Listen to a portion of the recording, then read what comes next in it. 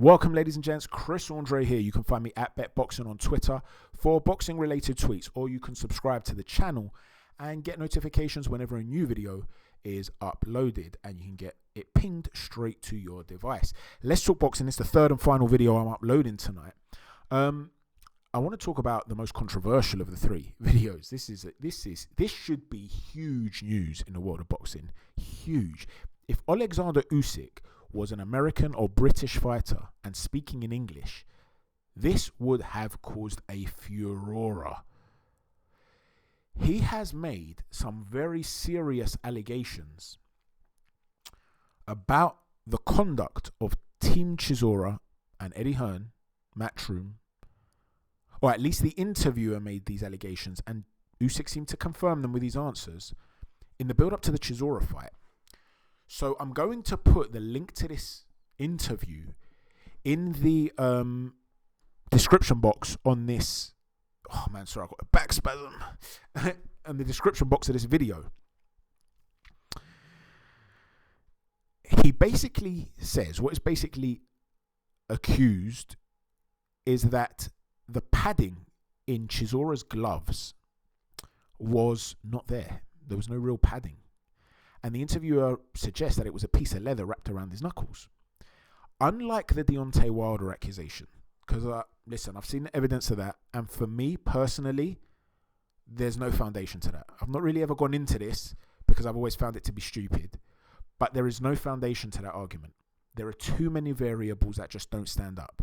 The different excuses consistently changing, the idea that first his water was poisoned, then there was a rumor that JDC's trainer somehow put heroin inside him during the fight. Right? There was this idea that his costume was too heavy. There was this idea that Tyson Fury tampered with the gloves, and the irony is they often put a photo of the glove from the first fight and then show the damage to Wilder's face in the second fight, and they say, look, the glove was tampered with. They put an egg weight in the glove, and he punched up and broke the top of the jawline or the eardrum with an egg weight in the glove. First of all, if you have a weight in the glove and you're punching with it, a weight, we're not talking about knuckle dusters. So imagine you got a big marble or a big pebble on top of your knuckle and you're throwing full pelt punches, you're breaking your hand. All it takes is to get slip a little bit lower, right on the finger, you're breaking your hand. You can't have metal egg weights on your knuckles. What do you think this is? It's just ludicrous, man. But anyway, we'll leave that. There's going to be a litigation. I'm just going to say they're all allegations as far as I'm concerned. I am passing judgment. I'm giving my opinion based on what I've seen of the evidence. To me, from what I've seen, it looks ludicrous. I'll leave it at that. Now, in terms of Usyk, though, you have to understand certain differences. Number one, he won the fight. Number two, according to this interviewer, Oleksandr Usyk himself, this issue was addressed with Eddie Hearn before the fight. So we're not talking about the Wilder situation where the gloves have been wrapped and signed and they've inspected the gloves and there's nothing in them, and then suddenly you've assumed that they've managed to, when people are there watching, they've managed to slit the glove and put an egg weight in. I don't know what they're thinking. This is not like that. They saw the gloves, they weren't happy with them, and they brought it up. This happened with Marcos Maidana and Floyd Mayweather. Floyd was unhappy with the gloves that Maidana wanted to wear. And he had to wear different gloves because there was no padding. There wasn't enough padding in the gloves. So Floyd was basically, it's like fighting with bare knuckles. You're not wearing those. This is not a street fight. It's a boxing match. Well, Oleksandr Usyk made the same accusation. And according to the interviewer, which, like I said, Usyk he certainly doesn't correct him. According to the interviewer, Eddie Hearn was approached. And in fact, I think, Usyk nods. He confirms at this point. And Eddie Hearn said that you were able to wear the same gloves if you want, as long as they're approved by the British Board of Boxing Control, the British Boxing Commission, he says. I think that's British Athletics Commission. I think he's talking about the BBBC, but I hold my hands up if I'm wrong to that. And he says he was essentially hitting you with a piece of leather on gloves. So in other words, he's wrapped his knuckles in a piece of leather, and that's what he's hitting you with, and that's cheating. And why haven't you sort of had anybody to protect your interests? And Usyk seems wound up even at the question. He doesn't like it, almost like, what are you trying to say? I can't win the fight in this way. That's how I'm taking it. He's angry, but he's also angry at his team. So he says, basically, there's a guy called Oleksandr Usyk who says Usyk says it's his responsibility to deal with this. And, he seems really peeved off and he sort of shrugs like, I've got no idea why, this wasn't brought up. I don't know who, this is, in my opinion, Alexander's responsibility. They're sort of moving around as to who's going to take responsibility for this. Whatever the case might be, he didn't get his own way in this, because he also said that the ring was small, training size ring. And when I saw this ring on the night of the fight, the first thing I said was, this ring's tiny. Like, it's visibly small. It looked tiny. I don't know, is it the camera angle? I don't think so. It looked like a small ring to me. Check it out and let me know what you think. Now, who does that benefit? Because a lot of people have made out like Oleksandr Usyk was terrible. By the way, before I get into that, Usyk also brought up Tyson Fury and Vladimir Klitschko. Now, bear in mind, Vladimir is former training partner and his compatriot. This is what I'm saying. This is some controversial stuff. And he's right to bring up that example, because when Fury was going to fight Vladimir, there was an extra layer of sponge in the ring. And the reason Usyk brings this up is because he says, look at what happened with them. They basically said, if you don't fix it, you either fix it or I'm leaving on the night of the fight. All the tickets have been sold. It went public, the situation, and what they're going to do, they had to back out and take the sponge out of the ring. Now, why did they do that? They did that because if you've ever tried running on the beach before, you'll know that when the floor beneath you is soft, it absorbs your foot. You sink. So you don't spring off as quickly.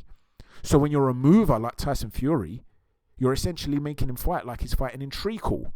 Of course you're going to slow him down. You're taking away one of his best attributes, his mobility. Well, if Oleksandr Usyk's accusations are accurate, well, you're taking away one of his best attributes, his movement, by making the ring small. Additionally to that, you're maximizing the potential for Derek Chisora to win the fight because he's never outboxing Usyk. The only hope he has is to rough him up, slow him down with shots to the body, try and get on top of him and maul him, and hope to land a big right hand in the way that he landed on Carlos Takam, because he's never outboxing Usyk. And a lot of people have spoken about how poor Usyk looked. Listen, you have to understand, different fighters bring different styles, okay? Chisora is a big, wide, physically strong man. He's more physically strong. Don't just look at muscles. If you're talking about, I guarantee you, if they had a push-in match, like a rugby scrum, I guarantee you Chisora is moving AJ. I'm confident of that. Don't just look at the muscles. Chisora is the wider, physically, he looks like a very strong man. There were points where Chisora was forcing Dillian Whyte back, and Dillian Whyte's a big, strong guy. I can't envisage AJ pushing him back.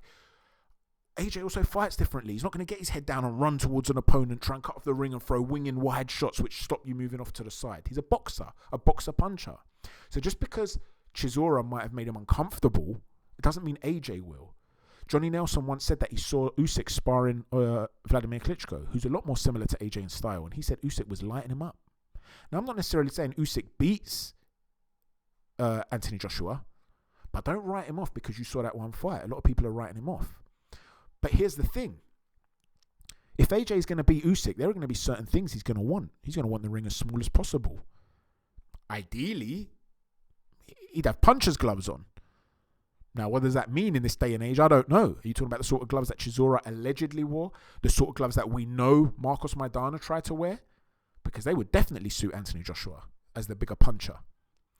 So the question is, how much protection would Usyk get if he was to fight a guy like Anthony Joshua in the future? Would they get away with something like this again because of this thing of the fact is they've rolled over once and Usyk took the fight with Chisora when he could have walked away? It's easy to say, I'll walk away.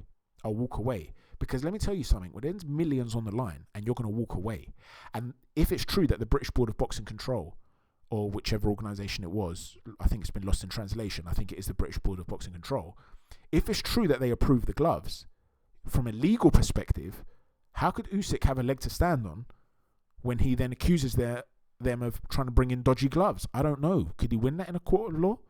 Or would he have to start paying damages? So it's easy to say walk away, like the Furies were willing to do, but you got to have proper balls to do that. So what happens going forward? Do you believe these accusations? If so, what does that do to the way you view Matchroom? Bear in mind, these are allegations. They could be completely inaccurate. Matchroom could be completely innocent in all this. But what do you do if you're Oleksandr Usyk, and what do you do going forward? Is this going to... Because I'll tell you something. If Matchroom have done this to try and get away with it, they would have been better served not to do it now. They would have been better served to do it when he fights AJ, right? If he fights AJ. Did they really think that even that giving Chisora that advantage would win him the fight? It increases his chances, but was he ever really going to win the fight? Too many people confuse aesthetics with end product. Style over substance. They will look at Usyk panicking early on in the way that he's moving. It's not panic, it's frenetic movement. He was uncomfortable for sure. A couple of times Chisora was very good at actually getting his foot on the outside of Usyk's feet, and as Usyk was trying to pivot off, he was almost tripping over Chisora at times. He was uncomfortable. He was caught with a couple of clubbing hands. He was not comfortable. But you have to understand, Chisora was going 100 miles an hour. He can't maintain. You know when Anthony Joshua threw those flurries of combinations against Pulev, and then he gassed in round 3, and then he had to take a couple of rounds off? Well, that's the equivalent for Chisora. His hearts just aren't as fast, but he's putting in that sort of effort. He can't maintain that. But the question is, how is Usyk looking in the heavyweight division? I'll be honest with you, I think he looks too heavy. He doesn't look as good now as when he was in the cruiserweight division. Not against Chisora or in his first fight at heavyweight. He just didn't look as good. He didn't move as fluidly. Personally, I would have done, if I was in his corner, I would have advised him to do what Sugar Ray Leonard once famously did. Come in lighter, wear tracksuit bottoms at the weigh-in, ankle weights, put some weights in your pockets, and pretend that you're heavier than you actually are, and come in as a cruiserweight, come in as your natural weight. Because he's all about movement. Doesn't matter how much, if you pack on a bit more muscle, you're never going to out-strengthen these guys. They're too big for you. Your best weapon is your movement. The faster you are, the more effective you are.